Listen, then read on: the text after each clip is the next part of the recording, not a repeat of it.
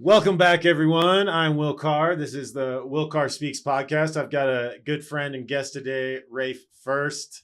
Rafe is the Rafe. I mean, I don't even know where to start with your background, man. You've done so much stuff. So I think rather than give you an intro, I think let's just get into a conversation and see where it goes. I love that approach. I really appreciate it. Yeah. Well, this is fun, man.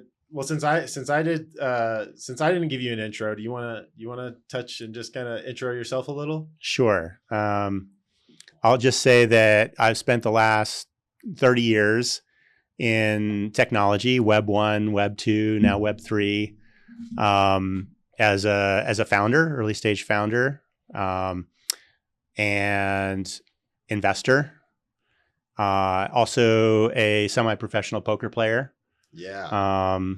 I've had a lot of adventures. I love to play games, and I like to treat life and business as a game as well. And I have, I live here in Boulder, now, and I have a wife and 3 boys, and, they're the lights of my life. And, that's probably the biggest adventure of all. Oh, for sure. Yeah. I love it. Yeah, man.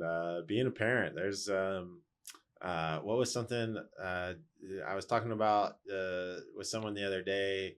They were asking me about, because I'm a skydiver. I haven't jumped in a few years, but I was like, the only thing comparable to jumping out of a plane is being a parent. Yeah. I love it. Yeah. I want to hear about that. So yeah, if you haven't talked about that on air, we're going to get into that. Yeah. Well, well, let's dive in. I want to hear about Full Tilt Poker. Okay. Tell me about your days being a professional poker player and starting, one of the largest online poker websites, that's ever existed. So, sure. Tell me a little bit about that journey. Yeah. So I have to go back further because it kind of happened, it wasn't an intention. I didn't intend to start an online poker company. Just happened by accident. Yeah. Yeah. And, I wasn't, I wasn't the key figure. I was just, kind of one of the catalysts and whatnot. So, I just got into, at an early age, at like 12 years old, I had really 2 loves, programming computers. And we're talking the early 80s now. Okay. So I'm dating myself. Yeah. I wasn't even alive. Yeah. Not even close. So programming computers, and this was long before the internet, and playing poker, playing games, but I was particularly interested in playing poker, and I played all through junior high and high school, and then started a game in college that continues to this day. So I studied computer science in college, and the friends of mine that we were playing in college, we picked up a few people, but and now it's more like monthly, but it was every week. And we just play poker into the wee hours of the night. So, and then we go to our jobs in Silicon Valley. Yeah. And so that was just like something I really loved doing. I was passionate about. Online poker started around, I don't know, I say the late 90s. Okay. And I was getting more and more into real poker, but I was also part of this community of the precursor to Reddit. Okay. Was the Usenet news groups. So these chat forums, these text chat forums, right, where people who are, just like, it would be like a subreddit, rec.gambling.poker. And so people who are passionate about playing the game, but were also like technical and geeky would like discuss and kind of share learnings of how to play better poker, especially from a mathematical perspective. And there was a little bit of a like deviant culture as well. Poker players, it wasn't what it is today, right? Where it's the favorite pastime of millions of people, and it's on TV, and there's millions of dollars. Anybody could win, kind of a thing. Right. So I like that edge and that kind of that deviancy and whatnot. And one of the top people in that world of, let's say, call these Reddit forums, was a computer science PhD out of UCLA named Chris Ferguson. His online name is Jesus. Okay. And he learned how to play world-class poker just by playing online for no money. Just being like a machine, basically, learning this mathematical structure of the game. It's like anything, you put enough time and hours into something, you're going to get good at it. Yeah. So he started playing in the World Series events and kind of burst onto the scene. And I think it was year 2000, he won the main event of the World Series of Poker. He had this cowboy hat and glasses, Chris Jesus Ferguson. It's like, and he had the cool look going. Totally. And me and my friends from Silicon Valley, we're, all kind of doing tech companies at the time, but we're still playing in our game and taking Vegas trips and whatnot. We started playing World Series of Poker events. Anyway, we collide with the group of professional poker players, old world, poker players, and, people like, Howard Lederer and, Phil Ivey and, all these Doyle Brunson and all these legendary old school kind of poker types. And then this new breed of math and game theory and computer science were, running into each other in tournaments. And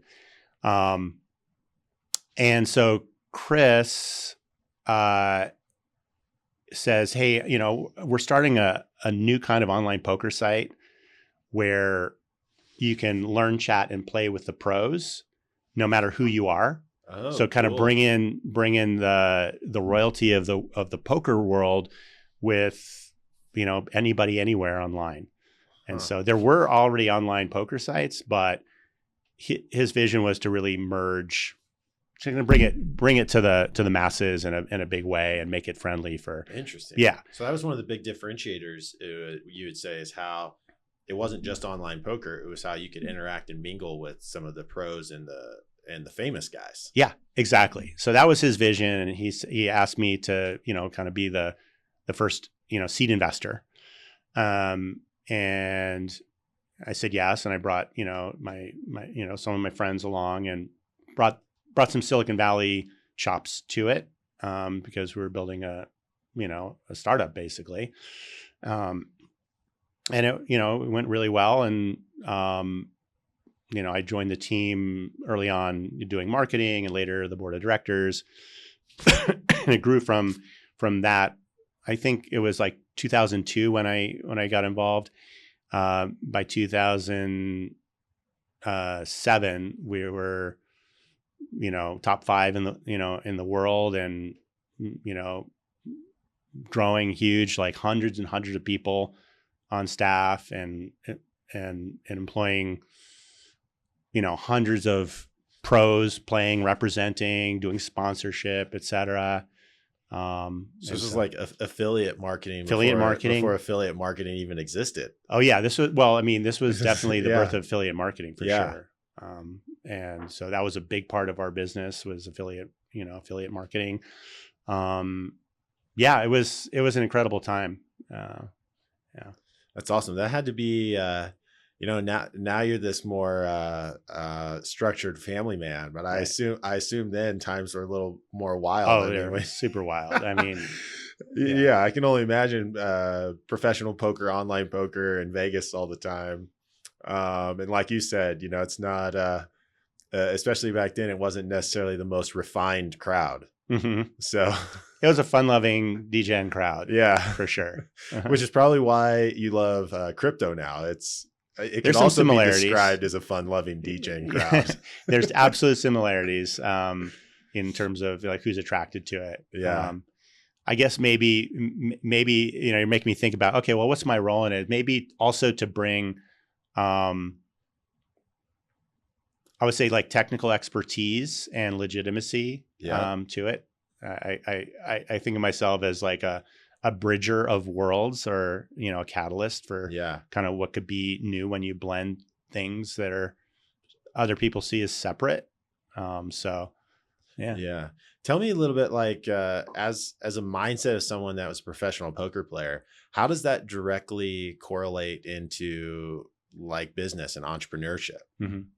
Like what Yeah. are some of those similarities? I love that question because it's kind of like a little bit of a philosophy for me in business Yeah. and life, which is in poker, I think it's kind of the same thing. Like the fundamental activity that I'm doing, and that I encourage people to approach, um, entrepreneurship, investing, poker. It's the same thing. It's like the activity is to, over the course of a long period of time, consistently make good strategic decisions, winning decisions under conditions of inherent uncertainty and risk. Mm-hmm. All right. Yep. And so, whether you're evaluating a hand, whether you should play or fold the hand or how much to bet on the hand, or whether you're evaluating an investment decision, whether to invest, how much to invest or pass, Mm-hmm. or whether you're a founder, should we go in this direction or that direction?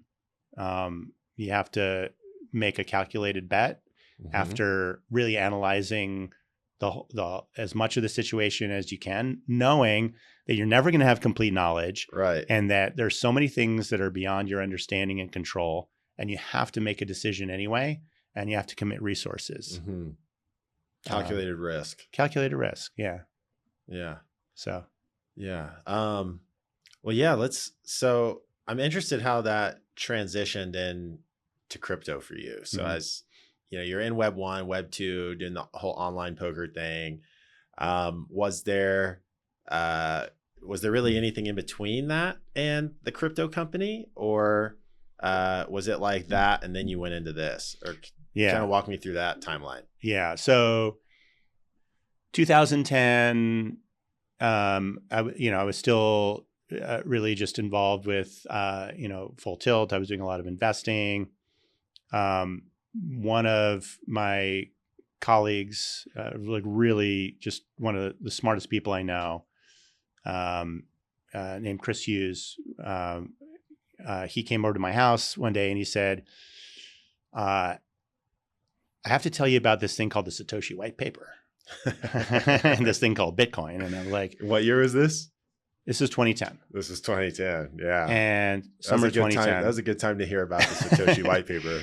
And I was intrigued as a computer scientist. It was like, okay, all right, decentralized ledger and decentralized computing. And it's like, and I was interested in currencies, alternative currencies. Mm-hmm. And he's like, yeah, this is a fundamentally different way of doing online currency. And I couldn't quite get it. It was really hard to wrap my head around because it turned things on its head from like the computing paradigm that I grew up in, which is you want to be efficient with your computing resources. Yeah. Right. And so I wasn't getting it. And he goes, and I say, like, why, like, this is a really inefficient use of computing resources if you just want to compute like, a ledger. Right. And it's like exponentially more like inefficient. Like there's exponentially more compute resources required for each new block. Right. And he looks at me and says, yeah, that's the point. That's how you know it's secure. And that's how you know it's valuable. Mm. And I'm like, and then a light bulb goes off and I'm like, oh shit, this changes everything. So I had this kind of light bulb moment. I didn't get, involved right away. But I was like, yeah, this is going to change everything for money. I can see that. Yep. Eventually it will. And it was the same feeling I had when I got an early glimpse of the web browser back in 1992 or 3. Okay. 93. Before anybody, like, I was like, what's this thing? And I just like, I saw, again, it was a friend, who is a computer science dude, mm-hmm. just showing me this new thing that he's playing with. And I was like, I was captivated. I was like, okay, you can do text and images and links all in the same, user interface, and I was like, this is going to change everything. Mm-hmm. So that was actually when I started my entrepreneurial journey, because I was doing research in AI at the time. All the way back in the early 90s. Yeah, I'm early. Wow. Like that's the theme, Yeah. right? Like I get excited by things that I see as coming and being important. Yep. And so yeah, I was doing AI research, but it was too early. Yeah. The stuff that I was working on at the time was like early neural networks and whatnot, and that wasn't the approach that people were taking. Now they're taking that approach with LLMs or neural networks, basically. Right. So nothing really excited me about the AI world at the time, but this web browser thing was really exciting. And so I jumped in and started my first company with two friends. And, it was early days of the web, like nothing had been built out. And so we just did what we were excited by, was bringing games like fantasy sports online. Yeah. So we built some of the earlier fantasy, like daily fantasy sports apps, and we created a SaaS platform where businesses big and small could create their custom. What's SaaS? SaaS. Yeah. Software as a service. Oh, okay. So like a white label platform. Oh, nice. So if you're familiar with like Go High Level, right? Yeah. So Go High Level is a SaaS platform that allows you to create your own CRM. Yep. Right. Universe. We allowed media brands like CBS Sportsline and Yahoo and others to create their own daily pick'em or March Madness pool or trivia quiz or World Cup challenge or that kind of stuff. So when I was 10 years old, which would have been in 2001. There you go. I just remember my childhood. My dad was huge into fantasy sports, specifically fantasy baseball. Like, he would be in foursome leagues at a time. Right. And to my dad's credit, like he won almost every league. Like, that's what I remember. He was good. Like, he didn't play for like big money or anything, but he'd win like $300 in this league or like $500 in this league. And were they doing it online at that point? I mean, he was doing, I would say probably like the CBS and the stuff like you're talking about. He was probably using your software. Maybe, maybe if he was doing it on CBS. But yeah, those were my peeps, right? Yeah. It's like, so we were just, we love fantasy sports. And before that, you'd be doing it on a spreadsheet. Yeah. Right. And you have your Bill James, stats Bible. Like Bill James was this, guru of fantasy sports. Okay. They just had these like books of like all the players and all the analysis and whatnot. Yeah. So the original Moneyball, but it was just fantasy sports, right? Yeah. Bill James later, I think, was part of the whole Moneyball craze. I think he was hired by the Red Sox. Interesting. I could have that wrong, but yeah. Well, it's interesting. So of the things that you've said, I'm picking up a few themes. One, you talked about it being to have success in things, you need to be early. Like, you need to be early on. If you're on the tail end, obviously the opportunity's gone. So you're talking about a lot of these things you got in early. Another one that I'm hearing, and I think is interesting, is you talk about all these good ideas that came to you from friends.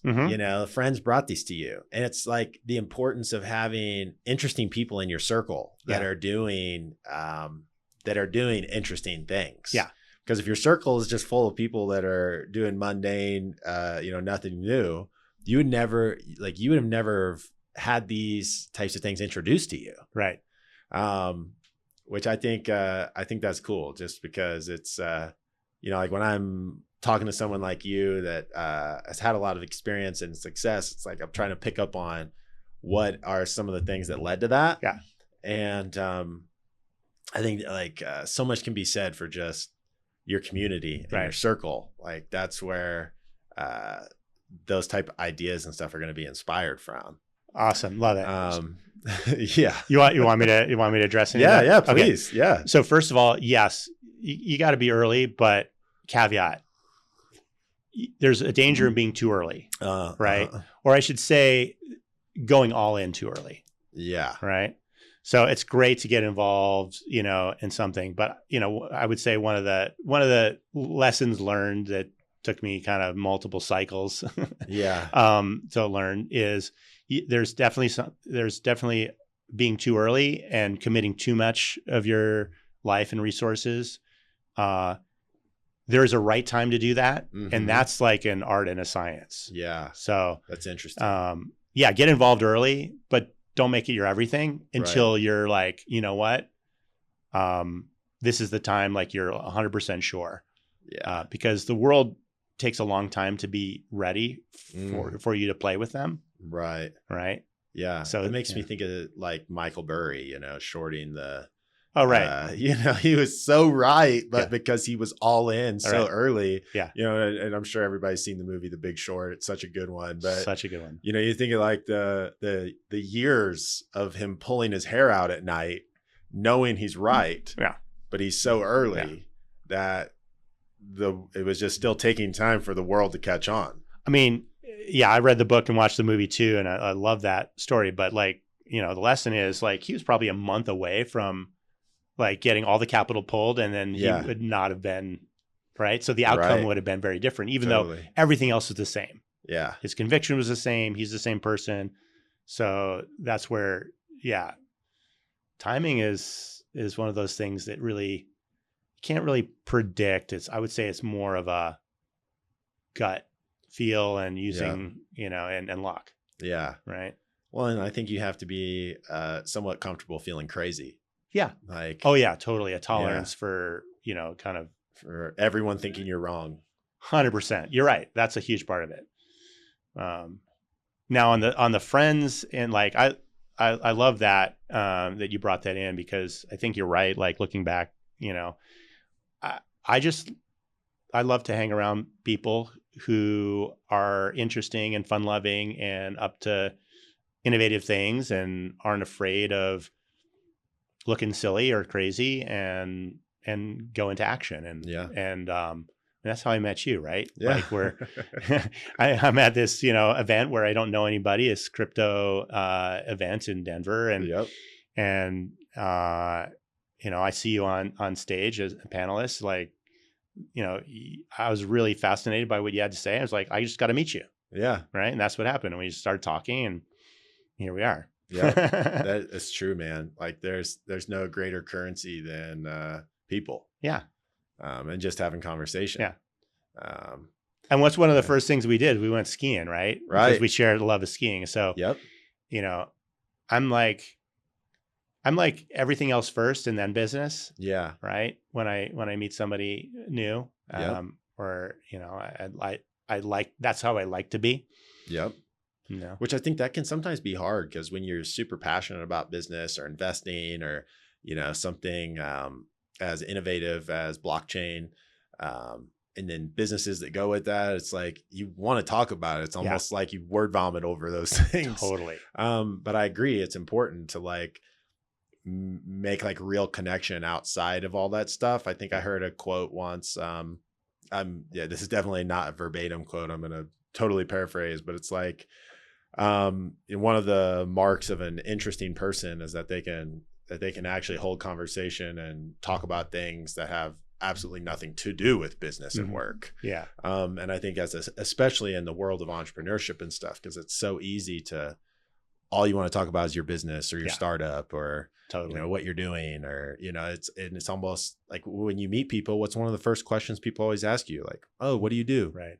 You know, and I've been trying to make like a little shift. Like when people ask me, oh, what do you do? I'll be like, well, I try to ski 30 days a year, and, you know, I love playing basketball on Monday nights. And, you know, I like to read, you know, for 15 minutes in the morning, and I enjoy saunas, and, you know, and then people are just kind of like confused, you know?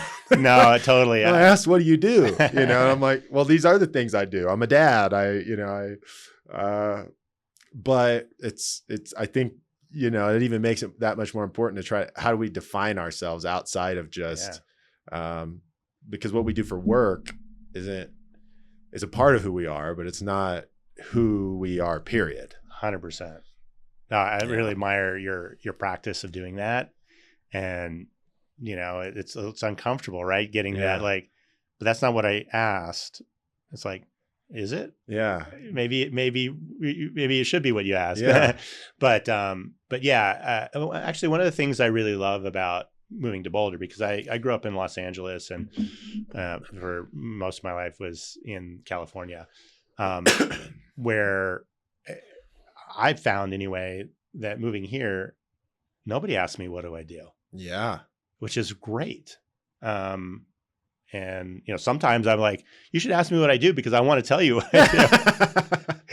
Yeah. But I think it's really refreshing, and maybe the culture in general is changing. It's like, we're more than what we do and work. Totally. And it's more important who we be rather than right what we do. So yeah. Well, I think, the Boulder community just has such an emphasis on things like that. Boulder, they call it the Boulder bubble for a reason, right? Like, that's true.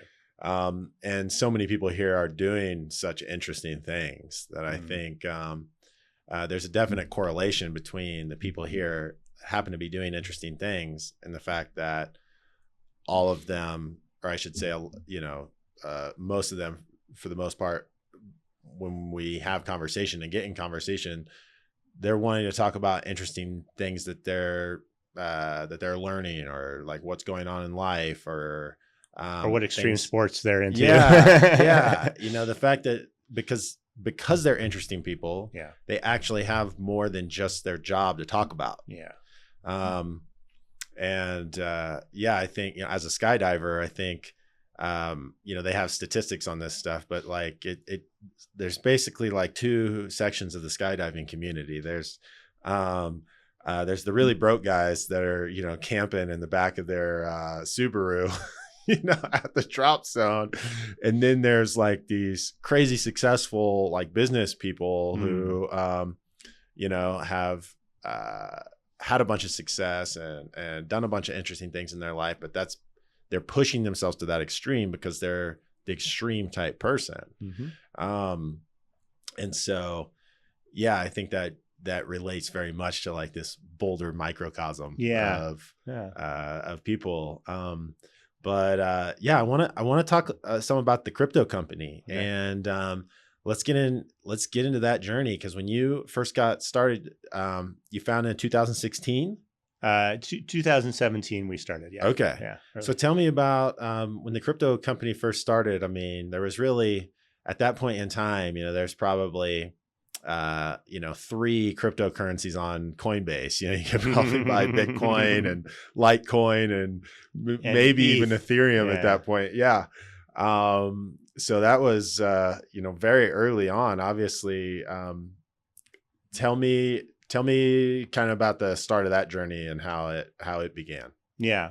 So it actually began between Full Tilt and the crypto company. I was a co-founder of an early equity crowdfunding site called crowdfunder.com. Yeah. And that's great. I personally used Crowdfunder at one point. Nice. Not successfully, but I think we've kind of talked about that story. But go on. Yeah, no, happy to talk about Crowdfunder too. But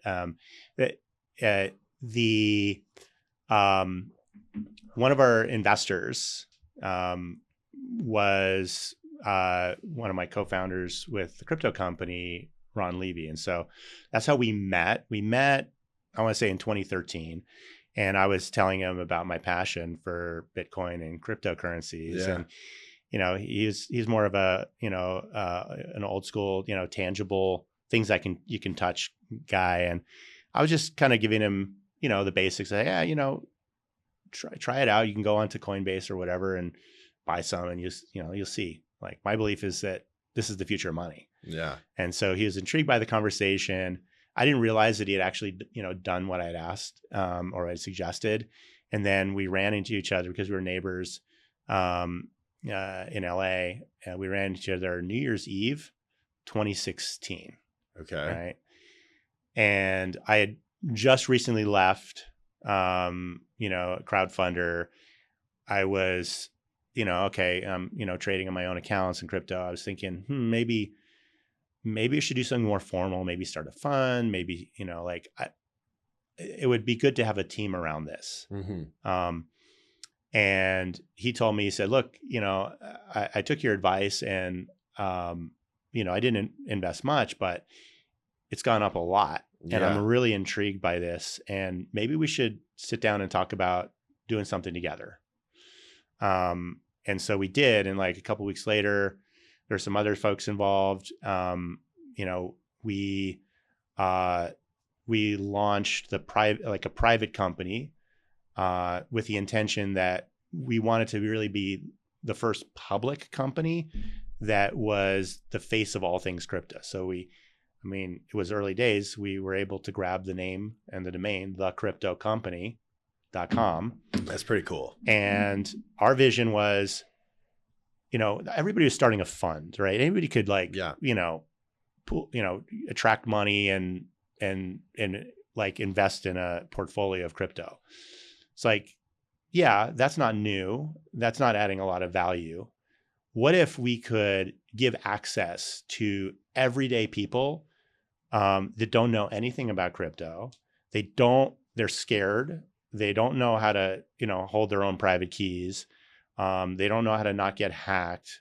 The user interface was non-existent to, atrocious for buying and holding your own crypto. We knew this because, it's like, when you're like, hitting send on, a couple of Bitcoin or whatever, and Ether, and it goes into the ether and you're like, did you get it? Did you get it? Did you get it? And it's like, it's really freaking scary. But the value of being able to do that and transact in an alternative universe, and, utility was just starting to come online. Yeah. We knew that, this was the future, not only of money and finance, but of business, of especially startups, but small business, all the innovative work in the web was going to be in this world.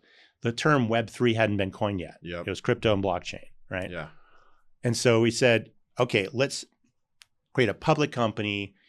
You don't need to know anything about this universe other than we're experts in this. We're going to be investing in the technologies, the startup companies, the token projects, and a portfolio of crypto that we believe holds value and has utility.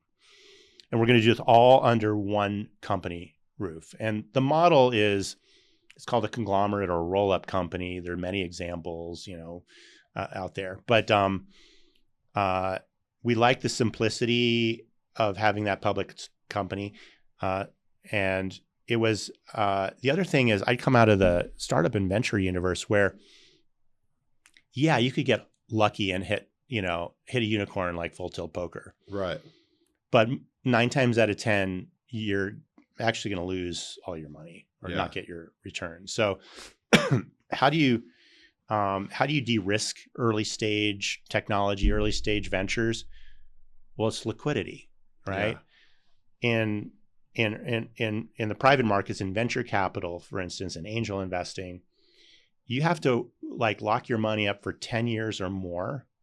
And in that time period, there are many companies that do pretty well, but kind of end up dying on the vine because they're not on this kind of unicorn track.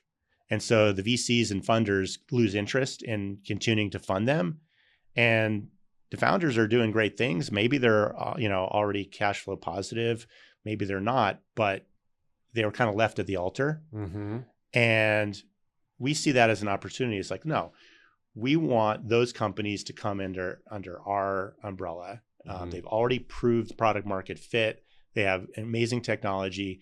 And so we bring resources that like the VCs won't, including expansion capital, but aligned expansion capital, as you need it, not trying to pump, these startups full of cash so that, VCs can earn management fees and, get AUM down. Right. Right. So we align ourselves with these, founders and teams. They've already built success. And we say, look, here's an opportunity for you to take some risk off the table. You get stock in our company. You can sell that in the market after, the mandatory hold period. Right. You can hold on to it. Whatever, we want to give you the resources you need to grow your company. And ideally, we also have the expertise in Web3 and blockchain and AI. We can help you, whether you're already in crypto, blockchain, Web3 native, or you're a company that's adjacent, or you're just like an old world company that can benefit by these technologies. If we feel that you're aligned, that we're aligned with you, first as people, right? And our vision and our values. But if the business combination is 1 + 1 = 5 or 10, and we can grow your revenues exponentially together, then that's the possibility that we're looking for. And so those are the kind of people we look for. And then on the investor side, we look for investors who also get it.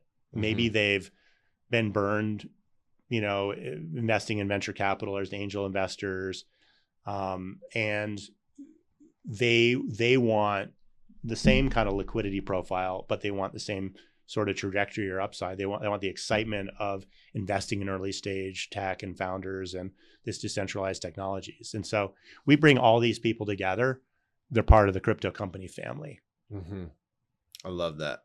That's awesome, man. Because values and vision have to precede. I mean, I guess they don't have to. There's a lot of people that don't find that important. But well, if you want to build something that lasts, that's not a flash in the pan, that's not a pump and dump, right? Right. Then you have to start with, who are you? Yeah. Not what do you do? Who are you? What do you stand for? What are your values? What is your vision? Yeah. And you build a team and a culture around that. And that's what makes a lasting, fun, valuable enterprise. Yeah. And it's taken me, it's taken me many cycles of mistakes over the last 30 years to get to that point. Yeah. But, I love that. I think I'm going to start, I'm going to work that into my routine of a small talk conversation versus, when people say, what do you do? I'm going to say, who are you? I'm going to change that question from, and I want to start a revolution of people to change that question. Because what do you do? Okay. That's so everyone asks that question anymore because it's just, what we're used to. Who are you? That matters so much more than what do you do? And that can lead into what you do. a way to get to that? Because some people get freaked out because nobody knows who they are. Yeah. Okay. Right. Right. And so we're all discovering who we are. People can't. But what do you stand for? Oh yeah. Right. What do you stand for? Another way of saying it is like, what are you passionate about? Right. Forget this business stuff. Right. It's great if you're passionate in your business lineup, but that's not everybody, right? You're not making a business out of skydiving, but you're passionate about skydiving. Yeah. It's something you would spend a lot, right? You would go through a lot of pain to still do skydiving. So you're passionate about it. Yeah. It's fun. Right? Yeah. And I think, but that's also why I like when people ask me that question, how I shift it, because it makes their brains start to because it takes you out of that normal subconscious flow where you're used to the subconscious flow of how people generally answer that type of question. And then someone's answering it completely different. And you're like, wait, it's almost like a glitch. All right. Can I ask you a question? Will? Yeah. What do you stand for? What do I stand for? I stand for community. I stand for values and being ethical and in the way that I interact with people and also the way I do business. I stand for I stand for my faith in God and my belief that no matter what happens to us, everything is happening for us. I think that's kind of like my root mantra of life. Like everything on our journey is propelling us towards our divine path. I think that would, off the top of my head, be how I would answer that. That wasn't your head. That was your soul. Yeah. I learned more about you just now than everything, up to now. And then everything that I would have learned in the next couple of years if I didn't ask the question. Yeah. Yeah, that's right. So if you don't ask the question, it takes it's the right question. Right? Yeah.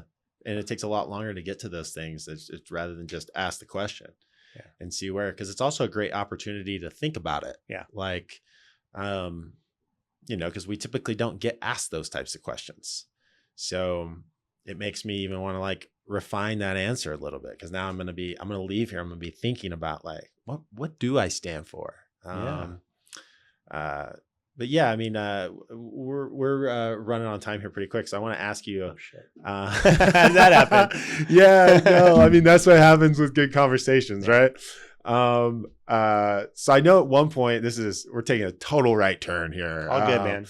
At one point you said you had told me that you traveled around in a van, chasing concerts. Tell me that story. Sports. Sports, not concerts. Totally. Oh yeah. That's right. All right. So, my wingman, my best buddy is, a fellow computer geek poker lover named Phil Gordon. Okay. And, he was also a fellow AI researcher and, turned entrepreneur. And we'd had kind of we'd both had our first exits, being carefree, single, and a load of cash in our pocket, in the late 90s. And in 2002, we were traveling, following the poker circuit. We were traveling in Africa, doing a safari. There's no poker then. We were just, having a good time. And we were at Victoria Falls, and we'd had a few beers, and he turned to me and said, we're always like betting and challenging each other and kind of like, egging each other on to adventure. Right. So he says, Rafe, I've always wanted to, get an RV and go around the United States, on a big sports road trip for an entire year. And he kind of said it with like a little bit of a, like, I bet you're not, you're probably not man enough to do this with me. And so I said, yeah, you're on. Let's do it. Right. And that was it. It was like, all right. And so we sketched it out on a napkin, and it was like, we're going to do this. We're going to do this. Yeah. It's like, all right, let's do it. And so like within a month he had purchased, this RV. We went together, purchased an RV, but he lived in it for like the next 8 months. I was traveling, but he was like planning this trip for us. And so, we started at Super Bowl in 2003. Okay.